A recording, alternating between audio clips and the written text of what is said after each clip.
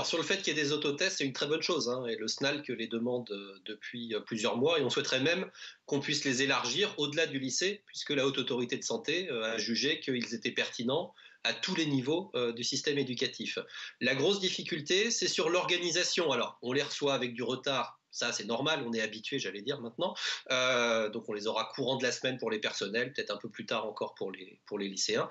La grosse difficulté, c'est l'organisation concrète, puisque le ministère, le gouvernement, tiennent impérativement à ce que les autotests des lycéens aient lieu dans le lycée.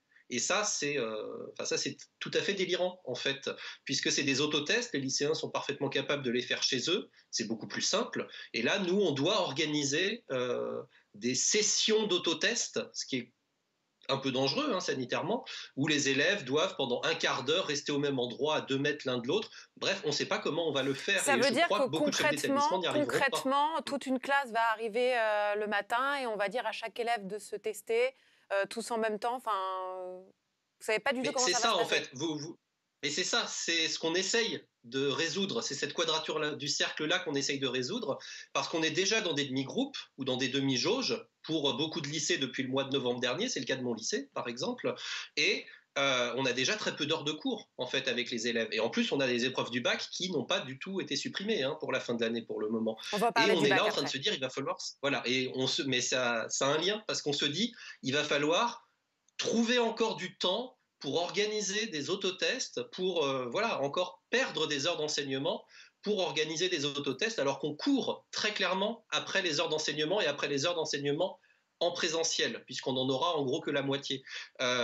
Donc ce serait tellement plus simple de les faire à la maison, et c'est en plus la préconisation du conseil scientifique et de la haute autorité de santé. Donc nous, on en est à un point où on se dit que des chefs d'établissement, qui sont quand même des personnels généralement extrêmement respectueux de la hiérarchie, des chefs d'établissement vont se trouver dans des positions possiblement de désobéissance face à une consigne ministérielle.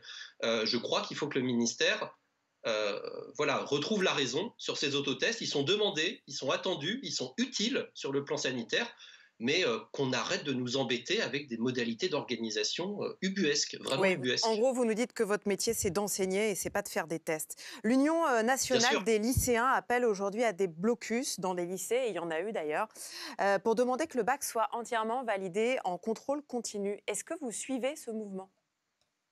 Alors non, le SNALC n'est pas un syndicat qui a recours ou qui soutient des modalités de blocus, hein. Ce sont des modalités voilà, très dures et hors du cadre légal. Ce n'est pas des choses que nous, on soutient. En revanche, ce que l'on comprend, et l'UNL est une organisation lycéenne avec laquelle on a des échanges, hein, ce que l'on comprend et ce que l'on voit, c'est qu'il y a un état de tension extrêmement fort chez les lycéens, chez leurs parents et chez les personnels de l'éducation nationale sur cette course aux épreuves du bac, notamment sur le grand oral, qui est une épreuve qu'on n'a jamais fait passer, qui est une épreuve à laquelle on est extrêmement mal préparé, et les professeurs et les élèves, et même Donc, sur le français et la philosophie, c'est difficile. Il faut que le ministère lâche du lest. Nous, par donc exemple, à ce que ça veut minima, dire, ce le que ça grand veut dire, oral doit être annulé. donc en fait, ce que ça veut dire, alors vous n'êtes pas pour les blocages, on l'a compris, mais concrètement, pour la tenue des épreuves, vous voudriez que certaines épreuves n'aient pas lieu en présentiel, mais que d'autres, oui. C'est ça ? Tout à fait. Au moins le grand oral. À minima, le grand oral ne peut pas avoir lieu pour nous en présentiel.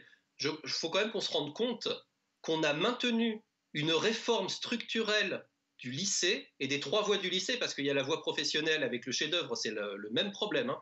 Une réforme structurelle du lycée en pleine pandémie mondiale. On s'amuse à faire des réformes du lycée en pleine pandémie mondiale. Et on se retrouve là, au bout du bout de la réforme, en disant « Allez maintenant, le grand oral, et s'il vous plaît, soyez bienveillants ».